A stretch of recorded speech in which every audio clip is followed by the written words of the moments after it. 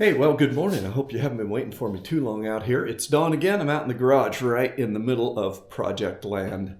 So it's Saturday morning. Sun is shining, it looks like. However, winter is coming. I think I can feel it. It's cooling off a little bit at night. I had to do a thing yesterday. We had to drive down to Torrey, Utah. On the way down, I was looking at the mountains up there, the Wasatch Mountains. We got snow on them already. So we have snow up in the mountains. It's coming. And that boat is not ready for winter yet. So give me just a second. Let's talk about what we got to do with that thing, should we?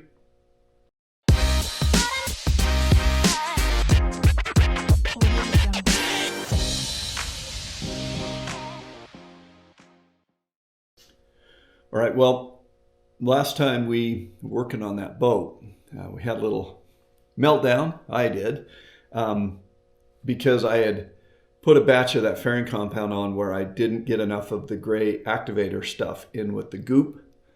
And so I have a batch that I laid down on there that didn't really cure properly.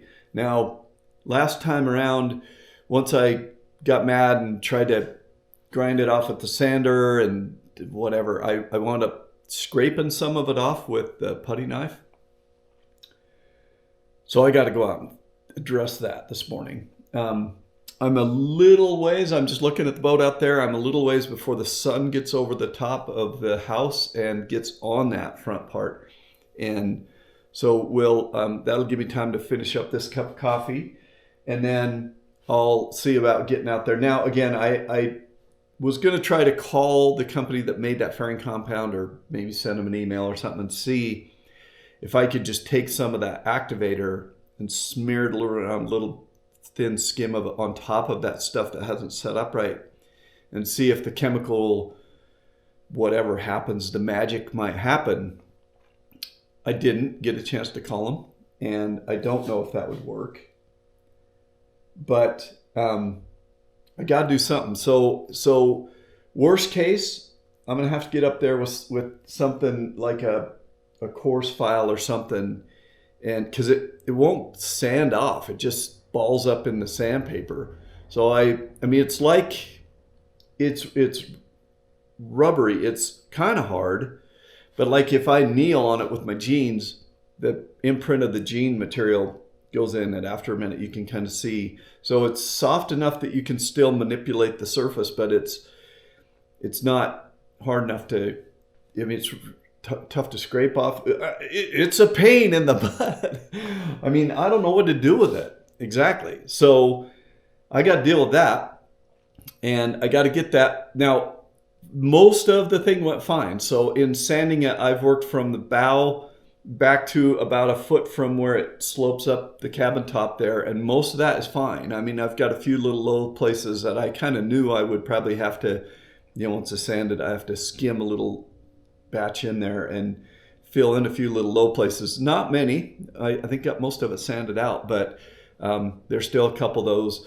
So I'll take a look at those, get those sorted out. I will be much more careful mixing my compound this time around. In fact, I'll probably now swing the pendulum the other way and put too much hardener in there. And so then I'll be worried about getting it laid down in time. I don't know. This is a very imprecise thing. I've said this before.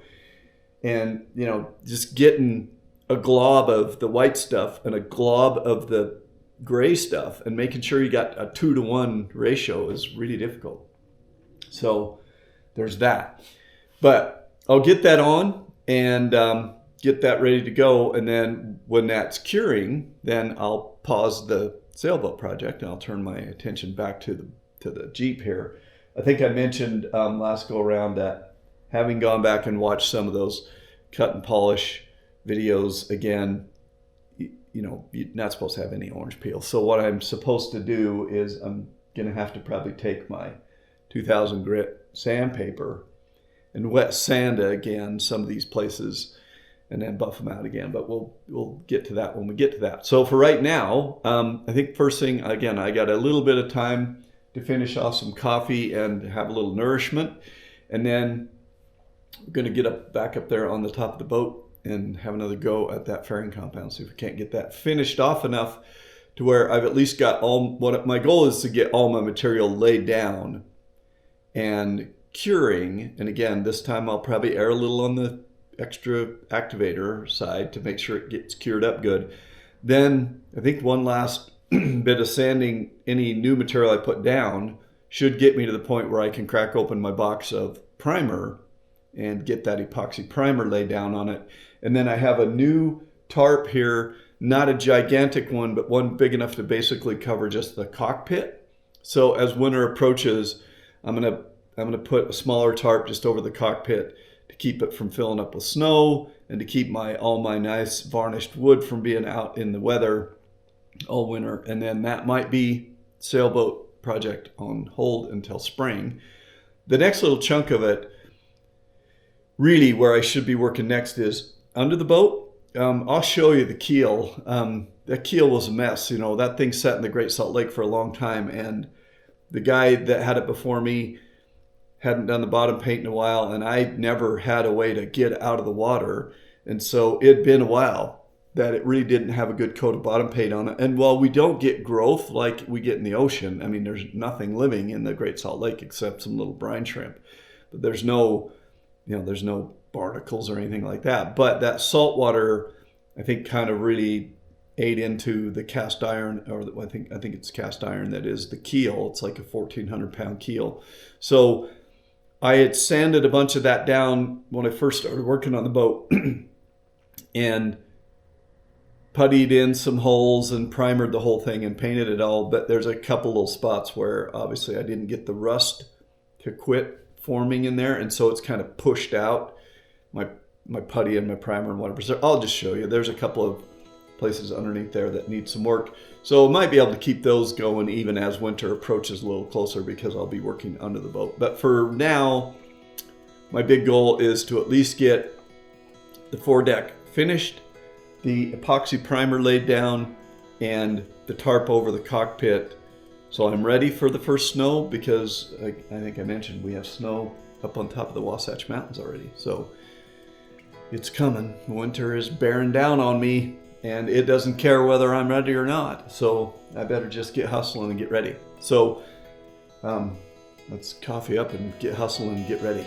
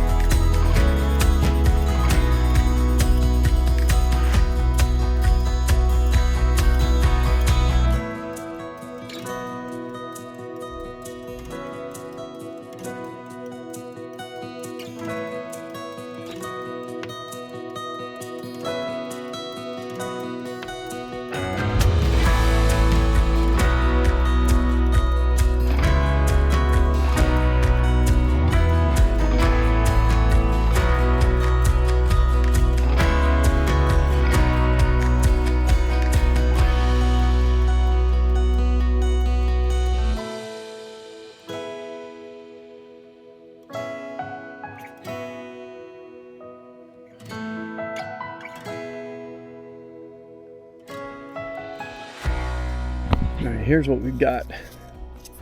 This stuff is just rubbery when it comes off of there.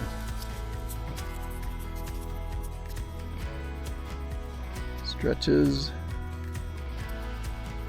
rolls up.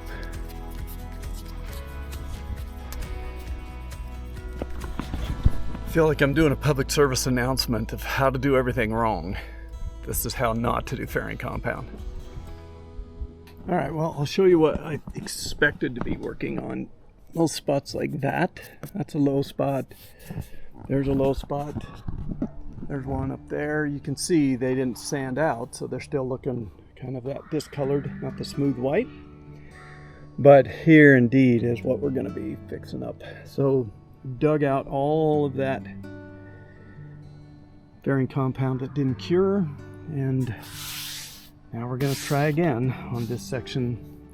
So what I'll do is I'll start up here and I'll work my way down around the corner here. I'm going to pull a little thin stream along the edge here to fix up that. And then the rest will go here to fix up this mess.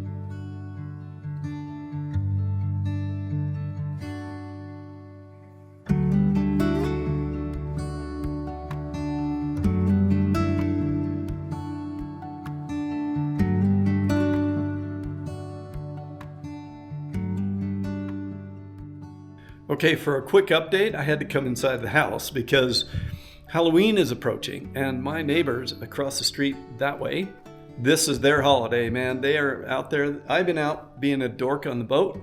They've been out building out the holiday treats for Halloween in their yard. They do their whole yard, a fence, a bubbling cauldron, you name it. So anyway, they got some Madonna cranked up really loud out there, and we don't want Madonna as a backtrack for this video, or we won't be able to put it up on YouTube, or it'll be copyrighted. Anyway, I've mixed up my first little batch of the epoxy primer. I'm all done sanding. I'm going to lay down a little primer. Here's my issue. You're supposed to mix it 3-to-1, the primer and the hardener, the activator. And then what I missed was you're supposed to thin it 20% after it's set for 20 minutes, and you're supposed to thin it down. Now it's thick as can be right now. So I didn't know I needed thinner, and I went to Home Depot, and a thinner there looked like it was, just for lacquer paints and satin, whatever, like indoor paint. And I was like, I don't think I want to risk putting the wrong thinner in my stuff and have it be not, have it somehow affect that epoxy. So what I'm going to do, I've mixed up a little bit. You do 3-to-1. I've just gone up to number 2 on my 3-to-1 ratio thing in a cup, in mixing cup. I mix that up. you let it sit for 20 minutes after you mix it, and then you start laying it on after you've thinned it. Well, I'm going to try a little batch without thinning.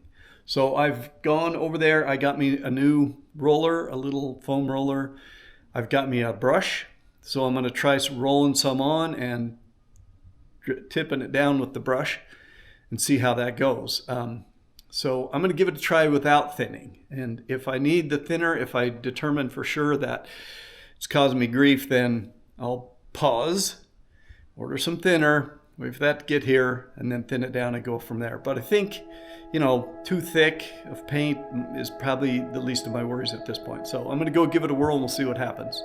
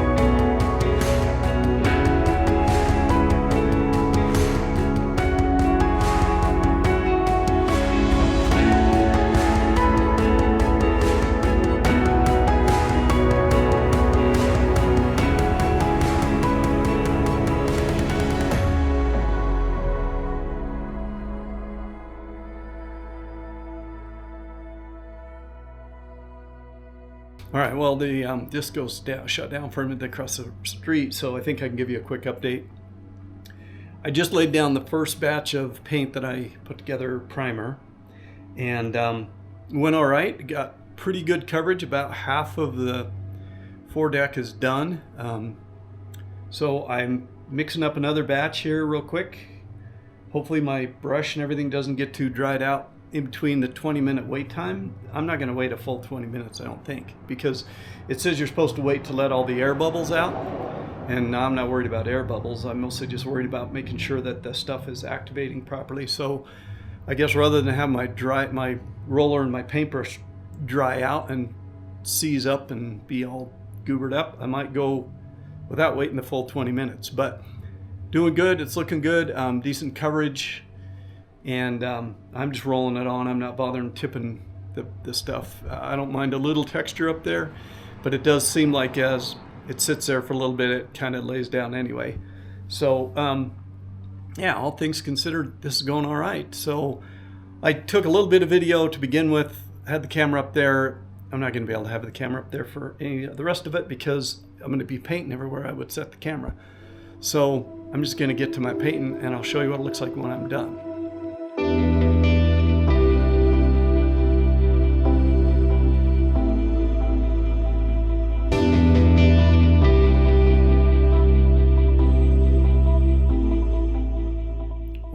Well, that job is done. I got that coat of primer on the whole top of the boat, and it needs to set up pretty quick because already all the little gnats are starting to do their sticking down in the thing. I don't get it, man. Why are the bugs attracted to epoxy? Because I'm getting a little tired of smelling the stuff myself. So that's been the project that's been a little bit calendar sensitive because I wanted to at least get that top sealed up again, you know, and get some primer up there for the snow flies. So getting that done today takes a little of the pressure off. I have used about half my material, so I have enough to do another pass up there, get another coat on there, which will seal it up even better. And then we'll be ready for top paint. And I'm gonna do a little research. If I need thinner and magic potion number 7 and whatever else I need, I'm gonna get it before I start painting. Interestingly enough, I was reading on the instructions for this stuff and it said you could use this on gel coat that was cracked and it'll fill up the cracks a little. I get a lot of little cracks on the gel coat on the boat up in Seattle. Remember that boat in Seattle? I got to get back up there, don't I? So anyway, sailboat is done for the weekend. The Jeep is dull now in places that used to be shiny. So I'll continue on with that a little bit. But yeah, I think the boat's in a good spot for the weekend. I got a lot done, and there wasn't a ton to show you because you know, you can't be a film producer, cinematographer, and a painter at the same time. I did figure out that as I was sanding up there, I thought, you know, if there was a union for sanders, I'd be a journeyman at this point. I have learned how to be one and commune with my surfaces. I was working on the Jeep last night and I found what worked best was get a wet piece of that 2000 grit paper and just use my hand because, you know, remember I've mentioned before how sensitive your little digits are. You can feel it. Once you're kind of figured out what you're looking for, that smooth surface, you can feel the places where you're still getting some of that roughness in there. So yeah, I think that was a pretty good, productive weekend. And there is a Formula One race to go watch, so I might go watch that. But for now, the Santana is being put to bed. It's in a good spot, and we're going to leave it there for the weekend, for the week.